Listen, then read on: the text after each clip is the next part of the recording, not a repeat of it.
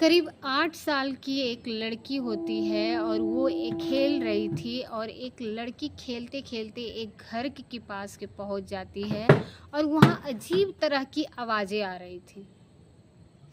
उस 8 साल की लड़की ने हिम्मत जुटाई और हिम्मत जुटाने के बाद वो खिड़की तक पहुंच जाती है और जब उस खिड़की पर चढ़कर देख रही थी तो उसे दृश्य को देखकर वो हैरान हो जाती है और परेशान हो जाती है। दरअसल एक बूढ़ी अम्मा जो रोज़ गांव-गांव जाकर गुब्बारे बेचा करती थी, वो बूढ़ी अम्मा ज़मीन पर लेटी हुई है और उसकी इर्द-गिर्द ब्लड फैला हुआ था। साथ ही उस बूढ़ी औरत का एक जो बेटा होता है, उस पे बेटे की हालत में धारदार जो हथियार लगा होता है और उसके शरीर के अलग-अलग हिस्सों पर ब्लड लगा हुआ होता है, खून लगा होता है। साथ ही खून उसके मुंह पर भी लगा हुआ था। जैसे ही उस लड़की ने देखा डर जाती है और सहम जाती है और उस लड़की ने देखकर डर जाती है।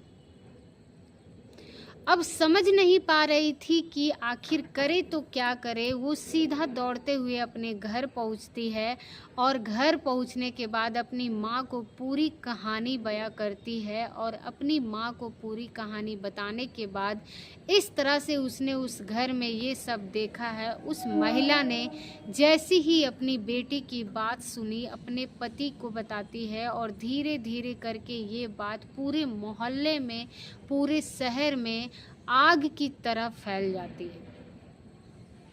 बात पुलिस तक पहुंच जाती है और पुलिस मौके पर आती है और पुलिस ने जो दृश्य अपनी आंखों से देखा, पुलिस को भी यकीन नहीं हो रहा था और देखते ही देखते वो खबर अखबारों के माध्यम से जब लोगों को पहुंचती है तो लोगों को भी यकीन नहीं हो रहा था कि दरअसल ये जो लड़का रहता है वो बूढ़ी औरत का बेटा होता है। उसने अपनी माँ का कत्ल किया है और कत्ल करने के बाद उसके शरीर के अलग अलग हिस्से को निकाल कर वो तवे पर भून कर रखा था, खा रहा था। उस लड़की की नज़र पड़ जाती है और जब ये मामला अदालत पहुंचता है तो जजों को भी यकीन नहीं हो रहा था। आज की जो कहानी है इस लड़के की कहानी है, एक ऐसे लड़की की कहानी है, उसने बूढ़ी औरत की कहानी है और ये मामला जो था उस लड़के ने अपनी माँ का कत्ल किया और उसके शरीर के अलग अलग हिस्सों को काट कर वो खाने लगता है। तो सबसे पहले आप सभी को मेरे तरफ से नमस्कार और आप सभी का मेरा YouTube चैनल पर स्वागत है। और अगर आप हमारे चैनल पर पहली बार हैं तो हमारे चैनल को सब्सक्राइब करें और वीडियो को लाइक ज़रूर करें। और ये जो सच्ची घटना है जो मैं आपको सुनाने जा रही हूँ, ये सच्ची घटना है महाराष्ट्र प्रदेश के कोल्हापुर सिटी की। दरअसल वहाँ का एक मोहल्ला है, एक इलाका है जिनका नाम है मकड़वाला। मैं बात कर रही हूँ 28 अगस्त 2017 की। ये सुबह के आसपास का वक्त हो रहा था और सुबह को जब एक बूढ़ी औरत रोज़ किसी घर से निकलती है और अपने अपने ठेले का कुछ कंघी या कुछ गुब्बारे, कुछ इस तरह की चीज़ें बेचा करती थी। बच्चे को आकर्षित करने के लिए वो अक्सर गुब्बारे पहले से ही तैयार करके लाया करती थी। और जब सुबह 10 बजते थे और 10 बजने के बाद वो बूढ़ी औरत अपने घर पर आती थी और घर पे आने के बाद आराम से वो खाना बनाने की तैयारी कर रही थी। इसी बीच में उसका बेटा आता है, 30 साल का उसका बेटा होता है। उस बेटे ने जो बच्चे होते हैं उसकी बीवी होती है और वो घर में रोज़ की कलेश से की वजह से वो उसको छोड़ छाड़ कर चले जाते हैं और घर के अंदर सिर्फ ही 2 ही सदस्य रहते हैं, माँ और बेटा। माँ का नाम होता है यल्ला और रमा, कुछ कौर भी होते हैं। बेटे का नाम होता है सुनील रामा, जो कुछ कौरव। दरअसल सुनील की उम्र लगभग 30 साल के आसपास होती है और माँ की उम्र लगभग 60 साल के आसपास होती है। और जो माँ रहती है अभी बाज़ार में गांव-गांव जाकर जब सामान बेचकर 10 बजे के आसपास घर में आती थी, वापस लौट आती थी, तो बेटा भी आता था और पीछे से और माँ से कहता था कि माँ मुझे कुछ पैसे दे दो, मुझे शराब लानी है। माँ मना कर देती थी, तो आज कोई बिक्री नहीं हुई है, आज कुछ पैसे नहीं है, इसीलिए आज मैं कोई पैसे नहीं मिलेंगे। इस बात को देखते माँ और बेटे बहुत देर तक कहा सुनी होती और माँ कहती कि तुम्हें अगर ऐसे पैसे की इतनी ज़रूरत है तो तुम अगर अपना काम कर लो, इतनी ज़रूरत है तो तुम घर से निकला करो और कुछ काम कमाने के लिए बाहर जाओ और कुछ पैसे कमा कर लेके आओ। लेकिन बेटा जब ज़्यादा लड़ने लगता, झगड़ने लगता, तो इधर घर से अक्सर चीखने चिल्लाने की आवाज़ सुनाई देती थी, आया करती थी। बूढ़ी अम्मा करे तो क्या करे, आसपास के लोगों को आदत हो गई थी।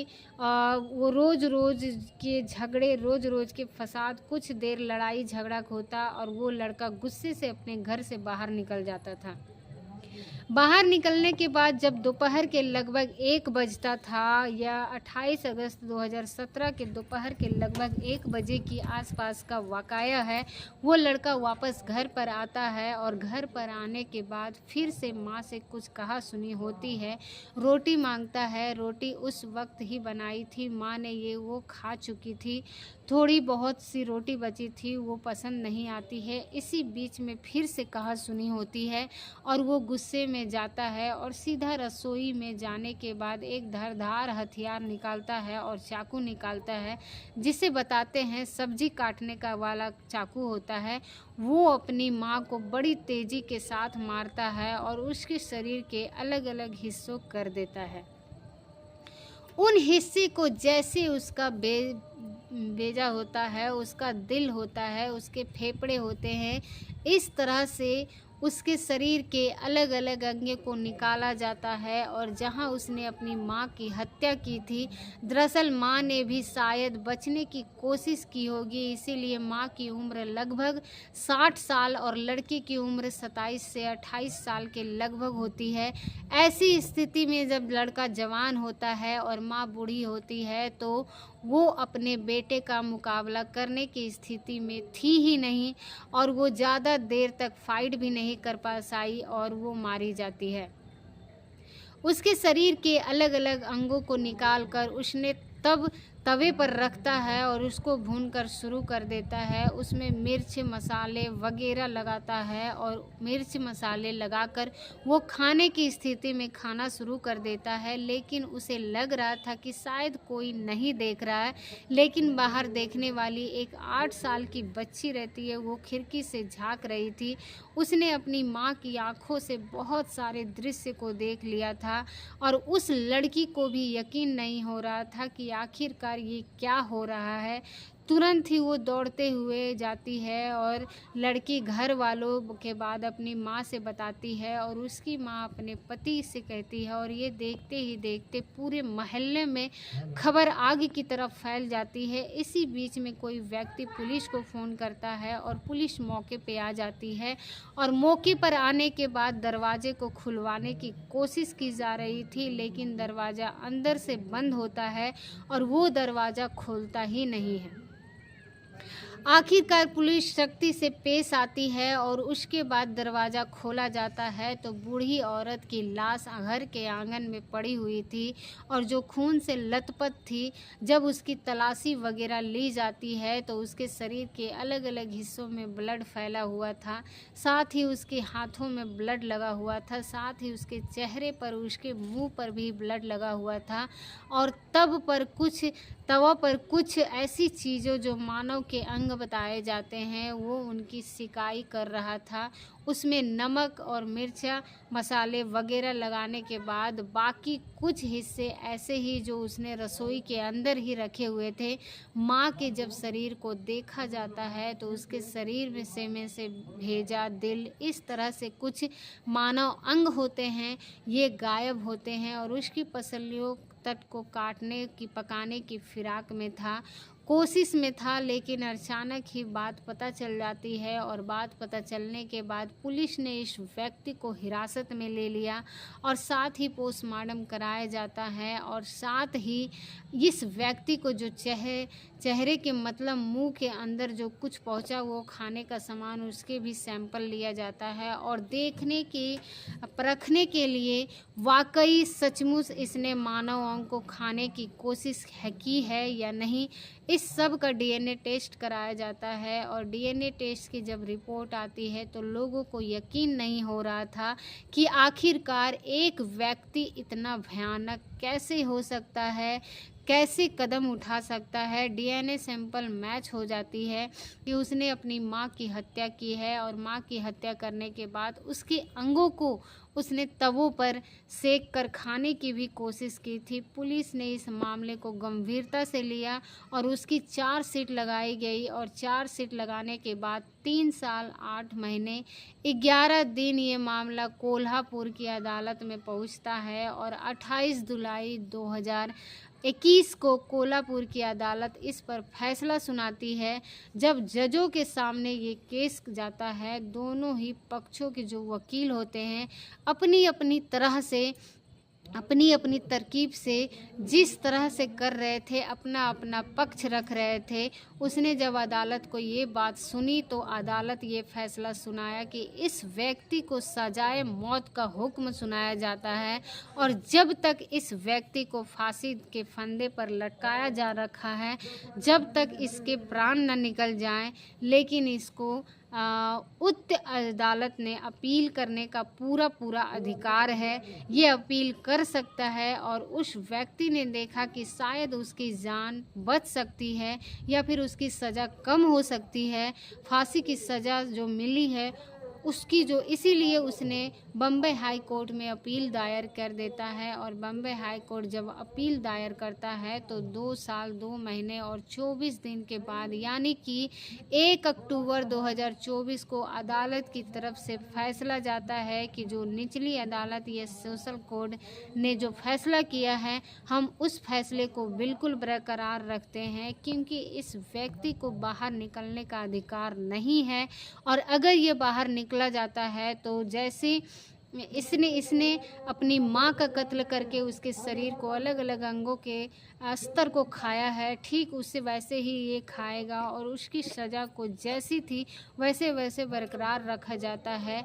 और ये जो अखबारों में जब रिपोर्ट प्रकाशित होती है तो पता चलता है कि इस व्यक्ति को मीट खाने की ज़्यादा बुरी आदत थी।